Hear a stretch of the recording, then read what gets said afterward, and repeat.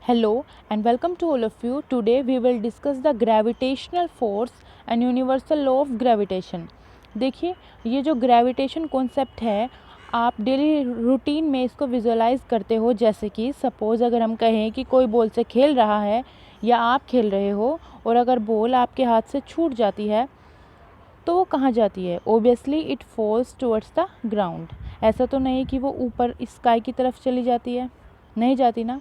ऐसे ही सपोज़ अगर आप किसी फॉरेस्ट में जाते हो या अपने घर में कोई ट्री देखते हो और अगर बाय चांस उसका कुछ लीफ फॉल करती है, कोई लीफ, कोई फ्रूट, कोई वेजिटेबल फॉल करती है, तो वो कहाँ करती है? वो भी ग्राउंड की तरफ करती है। इसका मतलब कोई भी चीज़ें जो गिर जाती है या हम गिरा देते हैं तो वो कभी भी किसी डायरेक्शन में फ्लाई होकर नहीं जाती, ना ही वो ऊपर स्काई की तरफ जाती है। अगर स्काई की तरफ चली भी गई, सपोज़ अगर आप इस बॉल को ऊपर की तरफ फेंक रहे हो और बॉल ऊपर स्काई की तरफ चली भी गई, पर ultimately it will come down. So what is the logic behind it? This is all due to gravity. अब हम पढ़ते हैं कि ग्रेविटी एक्चुअल में क्या होता है। देखिए, ग्रेविटी एक सिंपल सी लैंग्वेज में हम कह सकते हैं कि एक फोर्स है जो चीज़ों को अपनी तरफ खींच रहा है।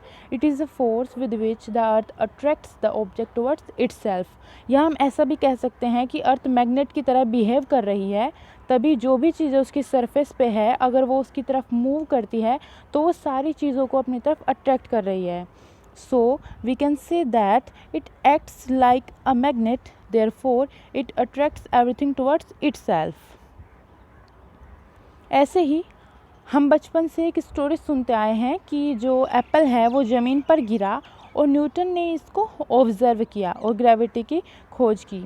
जी हाँ, न्यूटन ने इसी ग्रेविटी के कॉन्सेप्ट को लेकर एक लॉ फॉर्मुलेट किया, that is called Newton's law of gravitation. पहले हम समझने की कोशिश करते हैं कि ये लॉ एक्चुअली में क्या है। ये लॉ हमें कहता है कि कोई भी बॉडी, लेट्स से, जैसे कि हम बॉल बना लेते हैं, let's say this is ball a and this is ball b. तो न्यूटन हमें ये कहता है कि कोई भी बॉडी यूनिवर्स में दूसरी बॉडी को अट्रैक्ट कर रही है, मतलब उनमें फोर्स है। और फोर्स का आपको पता है नेचर होता है, अगर खींच रही है एक दूसरे की तरफ it means there is a force of attraction, अगर एक दूसरे से दूर जा रही है it means there is a force of repulsion. लेकिन यहाँ पे ग्रेविटेशनल सिर्फ एक अट्रैक्टिव फोर्स होता है। आप इसको याद रखिए, gravitational force is always attractive in nature. तो आप कह सकते हैं कि हर बॉडी यूनिवर्स में दूसरी बॉडी पर एक फोर्स लगा रही है। वो फोर्स क्या है? Force of attraction. अब ये जो भी फोर्स ऑफ अट्रैक्शन है ये किस पे डिपेंड करता है? ये डिपेंड करता है दोनों बॉडीज़ के मासेस के प्रोडक्ट पे। मतलब अगर इनका प्रोडक्ट बढ़ेगा तो फोर्स ऑफ अट्रैक्शन भी बढ़ेगा। और ये डिपेंड करता है दोनों बॉडीज़ के बीच में डिस्टेंस कितना है। लेट्स से अगर हम कह दें कि डिस्टेंस r है तो force is inversely proportional to the square of distance between them. ये तो क्लियर सी बात है कि अगर कोई चीज़ पास है तो उनमें फोर्स ज़्यादा होगा, अगर डिस्टेंस बढ़ जाएगा तो फोर्स कम हो जाएगा। तो we can say that gravitational force is directly proportional to product of masses of body and inversely proportional to the square of distance between them. और यही हमारा लॉ है। अगर हम इसका स्टेटमेंट देखते हैं तो we can say that the force of attraction between any two material particles is directly proportional to the product of the masses of the particles and inversely proportional to the square of distance between them. It acts along the line joining the two particles.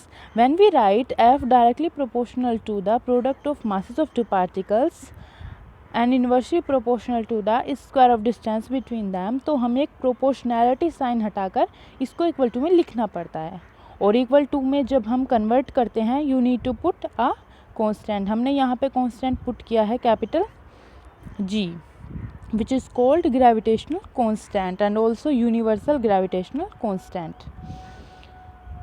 Here you can see the formula F equal to G m1 into m2 divided by r square, where F is the force, G is the gravitational constant, m is the masses of object 1, m to denote the mass of object 2, and r is the distance between the center of the masses.